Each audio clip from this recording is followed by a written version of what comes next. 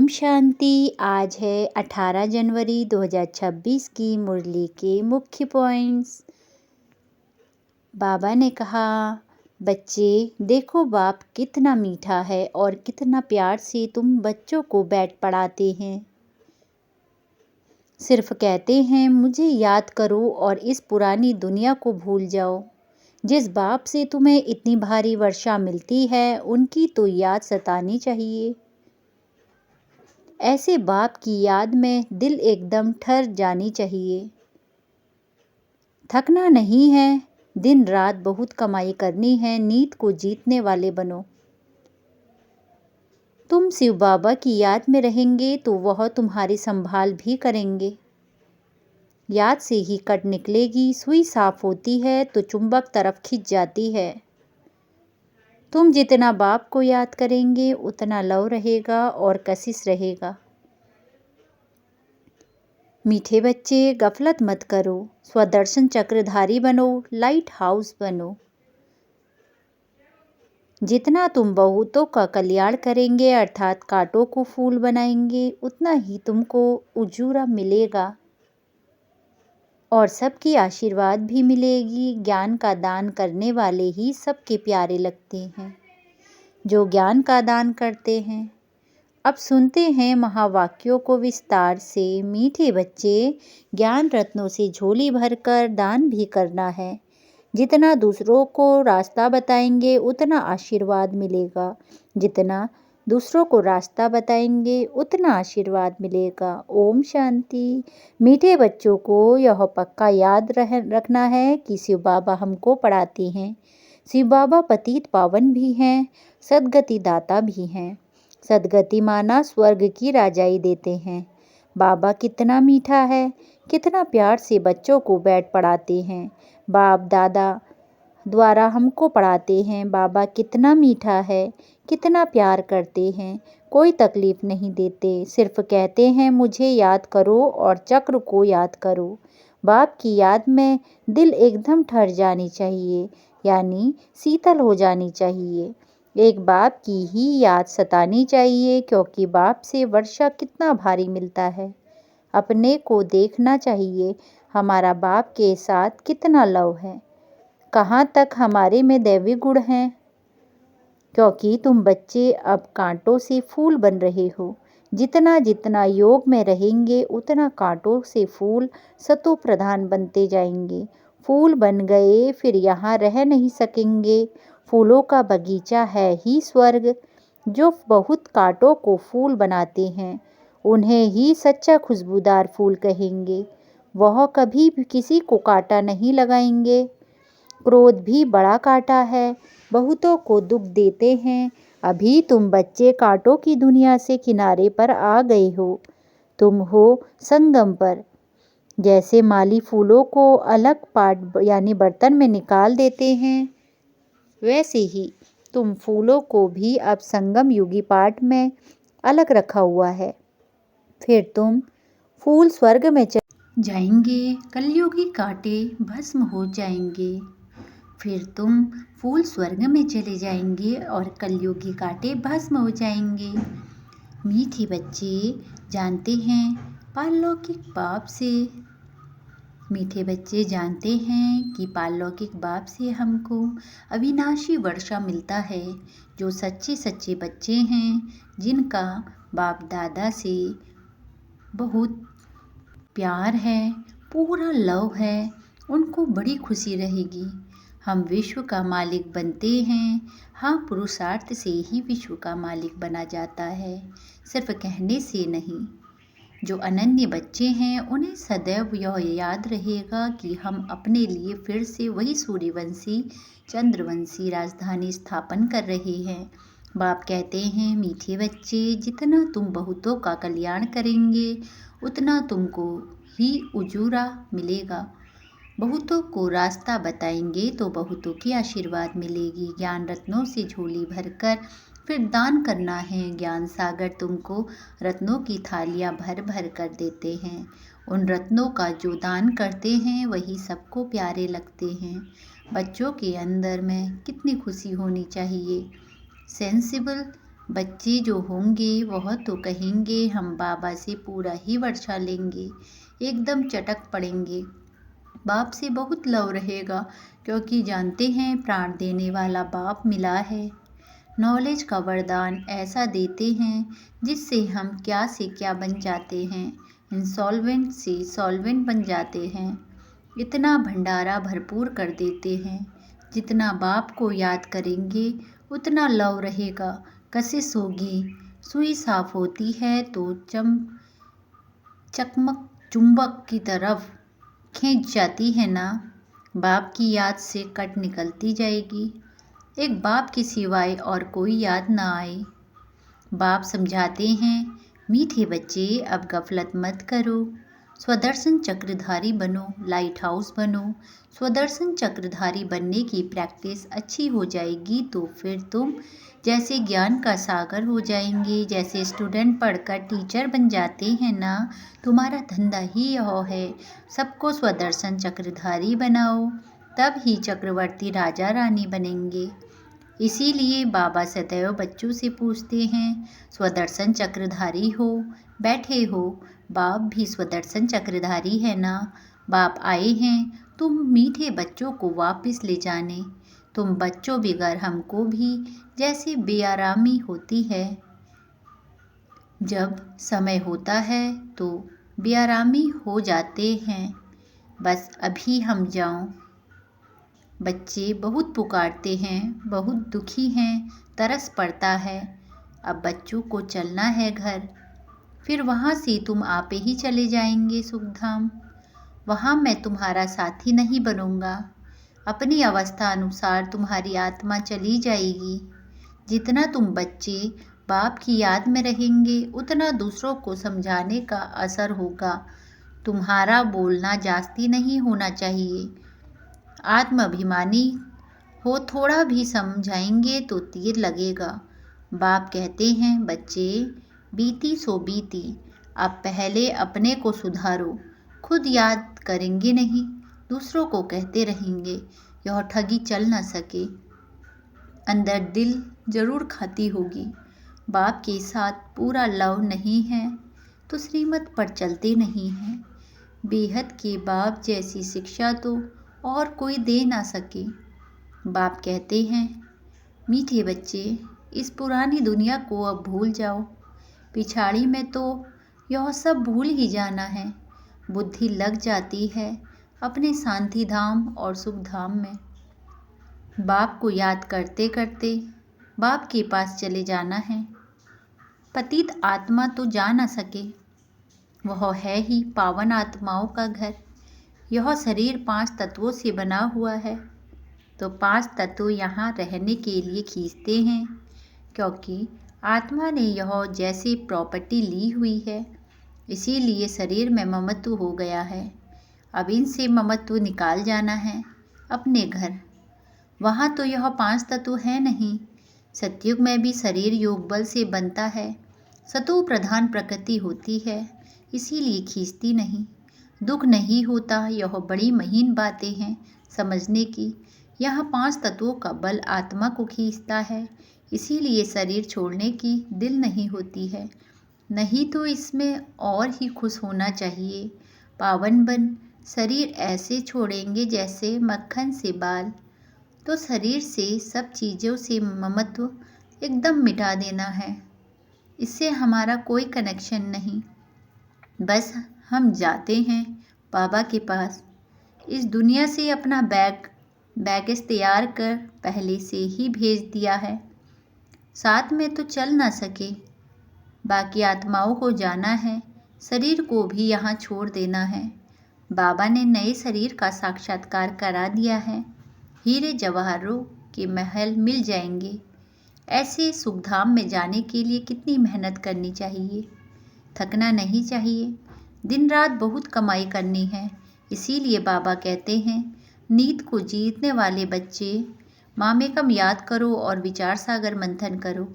Drama के राज को बुद्धि में रखने से बुद्धि एकदम शीतल हो जाती है। जो महारथी बच्चे होंगे वह कब हिलेंगे नहीं। शिव बाबा को याद करेंगे तो वह संभाल भी करेंगे। बाप तुम बच्चों को दुख से छुड़ाकर शांति का दान देते हैं। तुमको भी शांति का दान देना है। तुम्हारी यह बेहद की शांति अर्थात योग बल दूसरों को भी एकदम शांत कर देंगे। तुम बाप की याद में रहकर फिर देखो यह आत्मा हमारे कुल की है या नहीं। अगर होगी तो एकदम शांत हो जाएगी। जो इस कुल के होंगे उन्हों को ही इन बातों से रस बैठेगा। बच्चे याद करते हैं तो बाप भी प्यार करते हैं। आत्मा को प्यार किया जाता है यह भी जानते हैं। जिन्होंने बहुत भक्ति की है वह ही जास्ती पढ़ेंगे। उनके चेहरे से मालूम पड़ता जाएगा कि बाप में कितना लव है। आत्मा बाप को देखती है। बाप हम आत्माओं को पढ़ा रहे हैं। बाप भी समझते हैं हम इतनी छोटी बिंदी हैं, आत्मा को पढ़ाता हूँ। हम इतनी छोटी बिंदी आत्मा को पढ़ाता हूँ। आगे चल तुम्हारी यह अवस्था हो जाएगी। समझेंगे हम भाई भाई को पढ़ाते हैं। शक्ल बहन की होते भी दृष्टि आत्मा तरफ जाए, शरीर पर दृष्टि बिल्कुल ना जाए। इसमें बड़ी मेहनत है। यह बड़ी महीन बातें हैं, बड़ी ऊंच पढ़ाई है। वजन करो तो इस पढ़ाई का तरफ बहुत भारी हो जाएगा। अच्छा, मीठी मीठी सिखिलते बच्चों प्रति माता पिता बाप दादा का याद प्यार और गुड मॉर्निंग। रूहानी बाप की रूहानी बच्चों को नमस्ते। नमस्ते बाबा नमस्ते। सदा रहो हंसते, सदा रहो हंसाते। वाह बाबा वाह, वाह ड्रामा वाह, वाह ब्राह्मण परिवार वाह। हम धन्य धन्य हो गए, हम प्रभु को पा गए। शुक्रिया बाबा शुक्रिया, शुक्रिया बाबा शुक्रिया। अव्यक्त महावाक्य। महावीर बच्चों के संगठन की विशेषता एक रस एकटिक स्थिति। 9 दिसंबर 1975। महावीर अर्थात विशेष आत्मा। ऐसे महावीर विशेष आत्माओं के संगठन की विशेषता वर्तमान समय यही होनी चाहिए जो एक ही समय सबकी एक रस एकटिक स्थिति हो। अर्थात जितना समय जिस स्थिति में ठहरना चाहे उतना समय उस स्थिति में संगठित रूप में स्थित हो जाएं। संगठित रूप में सबके संकल्प रूपी अंगुली एक हो। जब तक संगठन की यह प्रैक्टिस नहीं है तब तक सिद्धि नहीं होगी। संगठन में अभी ऑर्डर हो कि 5 मिनट के लिए व्यर्थ संकल्प बिल्कुल समाप्त कर बीज रूप पावरफुल स्थिति में एकरस स्थित हो जाओ, तो ऐसा अभ्यास है? ऐसा नहीं कोई मनन करने की स्थिति में हो, कोई रूह रिहान कर रहा हो और कोई अव्यक्त स्थिति में हो। ऑर्डर है बीज रूप होने का और कर रहे हैं रूह रिहान, तो ऑर्डर नहीं माना ना। यह अभ्यास तब होगा जब पहले व्यर्थ संकल्पों की समाप्ति करेंगे। जब व्यर्थ संकल्पों की समाप्ति करेंगे। हलचल होती ही व्यर्थ संकल्पों की है। इन व्यर्थ संकल्पों की समाप्ति के लिए अपने संगठन को शक्तिशाली व एकमत बनाने के लिए कौन सी शक्ति चाहिए? बच्चों से कहा कि कौन सी शक्ति चाहिए। इसके लिए एक तो फेथ यानी विश्वास, दूसरा सामने की शक्ति चाहिए। एक तो विश्वास, दूसरा समाने की शक्ति चाहिए। अपने अंदर समाने की शक्ति। संगठन को जोड़ने का धागा है फेथ। किसी ने जो कुछ किया मानो रॉन्ग भी किया, लेकिन संगठन प्रमाण व अपने संस्कार प्रमाण व समय प्रमाण उसने जो किया उसका भी जरूर कोई भावार्थ होगा। संगठित रूप में जहाँ सर्विस है वहाँ उसके संस्कारों को भी रहमदिल की दृष्टि से देखते हुए संस्कारों को सामने न रख, इसमें भी कोई कल्याण होगा। इसको साथ मिलाकर चलने में ही कल्याण है। ऐसा फेथ जब संगठन में एक दूसरे के प्रति हो तब ही सफलता हो सकती है। पहले से ही व्यर्थ संकल्प नहीं चलाने चाहिए। जैसे कोई अपनी गलती को महसूस भी करते हैं लेकिन उसको कभी फैलाएंगे नहीं, बल्कि उसे समाएंगे। दूसरा उसको फैलाएंगे तो उससे भी बुरा लगेगा। इसी प्रकार दूसरे की गलती को भी अपनी गलती समझ फैलाना नहीं चाहिए। व्यर्थ संकल्प नहीं चलाने चाहिए बल्कि उन्हें भी समा देना चाहिए। इतना एक दो में फेथ हो, स्नेह की शक्ति से ठीक कर देना चाहिए। जैसे लौकिक रीति भी घर की बात बाहर नहीं करते, नहीं तो इससे घर को ही नुकसान होता है। तो संगठन में साथी ने जो कुछ किया उसमें जरूर रहस्य होगा। यदि उसने रॉन्ग भी किया हो तो उसको भी परिवर्तन कर देना चाहिए। यह दोनों प्रकार के फेत रखकर एक दूसरे में संपर्क में चलने से संगठन की सफलता हो सकती है। इसमें समाने की शक्ति ज़्यादा चाहिए। व्यर्थ संकल्पों को समाना है। बीते हुए संस्कारों को कभी भी वर्तमान समय से टैली यानी मिलान नहीं करो, अर्थात पास्ट को प्रेजेंट नहीं करो। जब पास्ट को प्रेजेंट में मिलाते हो तब ही संकल्पों की क्यू लंबी हो जाती है। और जब तक यह व्यर्थ संकल्पों की क्यू है जब तक व्यर्थ संकल्पों की क्यों है तब तक संगठित रूप में एक रस स्थिति हो नहीं सकती। इसलिए कभी भी बाबा ने कहा कि अपनी पास्ट को प्रेजेंट से नहीं मिलाओ। दूसरों की गलती सो अपनी गलती समझना, यह है संगठन को मजबूत करना। यह तब होगा जब एक दूसरे में फेथ होगा, परिवर्तन करने का फेथ या कल्याण करने का फेथ। इसमें समाने की शक्ति जरूर चाहिए। देखा और सुना उसको बिल्कुल समा कर वही आत्मिक दृष्टि और कल्याण की भावना रहे। जब अज्ञानियों के लिए कहते हो अपकारियों का उपकार करना है तो संगठन में भी एक दूसरे के प्रति रहम की भावना रखें। अभी रहम की भावना कम रहती है क्योंकि आत्मिक स्थिति का अभ्यास कम है। अभी कम है। ऐसा पावरफुल संगठन होने से ही सिद्धि होगी। अभी आप सिद्धि का आह्वान करते हो लेकिन फिर आपके आगे सिद्धि स्वयं झुकेगी। जैसे सतयुग में प्रकृति दासी बन जाती है वैसे सिद्धि आपके सामने स्वयं झुकेगी। सिद्धि आप लोगों का आह्वान करेगी। जब श्रेष्ठ नॉलेज है, श्रेष्ठ भी पावरफुल है तो सिद्धि क्या बड़ी बात है। सदा काल एक रस स्थिति में रहने वालों को सिद्धि प्राप्त ना हो, यह हो नहीं सकता। लेकिन इसके लिए संगठन की शक्ति चाहिए। एक ने कुछ बोला, दूसरे ने स्वीकार किया। सामना करने की शक्ति ब्राह्मण परिवार के आगे यूज नहीं करनी है, वो माया के आगे यूज करनी है। परिवार से सामना करने की शक्ति यूज करने से संगठन पावरफुल नहीं होता। कोई भी बात नहीं जचती तो भी एक दूसरे का सत्कार करना चाहिए। उस समय किसी के संकल्प व बोल को कट नहीं करना चाहिए। इसीलिए अब समाने की शक्ति को धारण करो।